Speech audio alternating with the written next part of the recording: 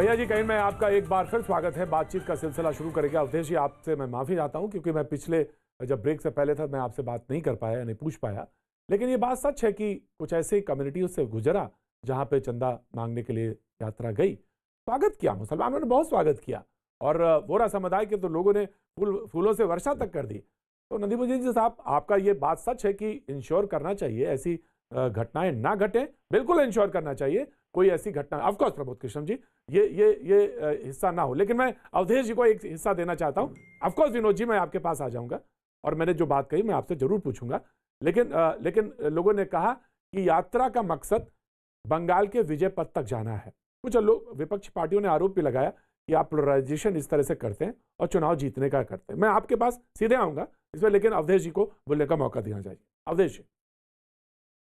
प्रमोद जी को मेरे से क्या समस्या है कि मेरे बीच में बार बार हाथ उठाते हैं। 4 बार तो बोल चुके हैं। देखिए प्रतीक जी, संघ बीजेपी और विहिप के लिए अयोध्या में श्री राम जन्मभूमि के ध्वस्त मंदिर का पुनर्निर्माण या पुनरुद्धार केवल एक मंदिर का सामान्य निर्माण कभी नहीं था। ये जो हमारा भारतीय राष्ट्र है, जो कुछ मैंने समझा था, क्योंकि 1985 में पहले राम जानकी रथ निकली थी, उस समय से मेरा ध्यान है। उसके बाद मैं पत्रकार बना तो अपने क्षेत्र में मैंने कवर भी किया।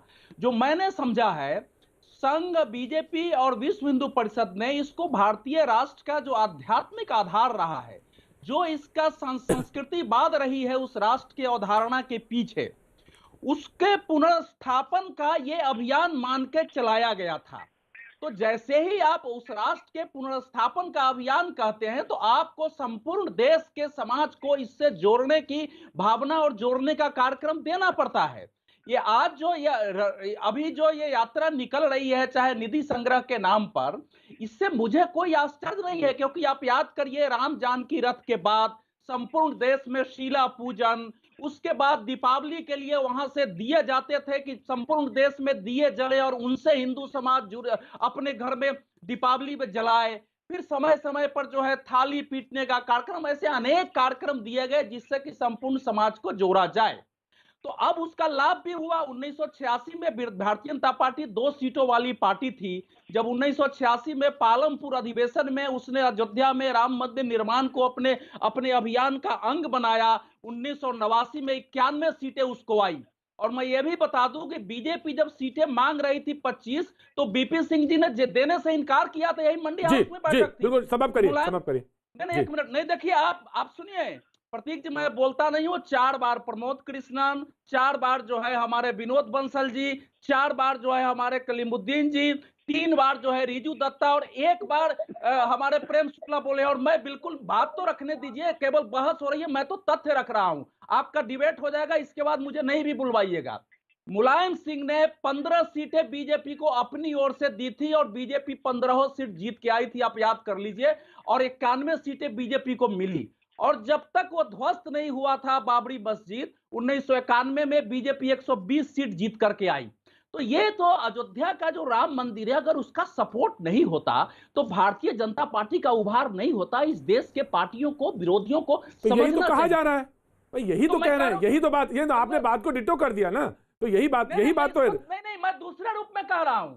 मैं ये कह रहा हूं कि अगर भारतीय जनता पार्टी राम मंदिर के नाम पर भारतीय राष्ट्र के सांस्कृतिक आधार की पुनर्स्थापना का आध्यात्मिक राष्ट्र के रूप में ले जाके और राजनीति, संपूर्ण राजनीति को उस रूप में परिवर्तन करने के लिए लड़ती है, आज की सत्ता की राजनीति में यह संभव पूरी तरह नहीं है, तो मैं इसमें बुराई नहीं देखता हूं, अगर इसके पीछे कोई घटिया निहित स्वार्थ नहीं हो। और इस समय तो सारी पार्टियां ऐसे कगार पर खड़ी हैं कि अगर वो आज कम से कम, प्रतीक जी, ये स्थिति बन गई है। अंतिम बात मैं कह रहा हूं, देखिए, जो सवाल उठाए जा रहे हैं, सुप्रीम कोर्ट ने इस सरकार को मंदिर निर्माण में भूमिका दे दिया था कि आपको तीर्थ क्षेत्र ट्रस्ट बनाना है, और वहां से सरकार की भूमिका हो गई थी।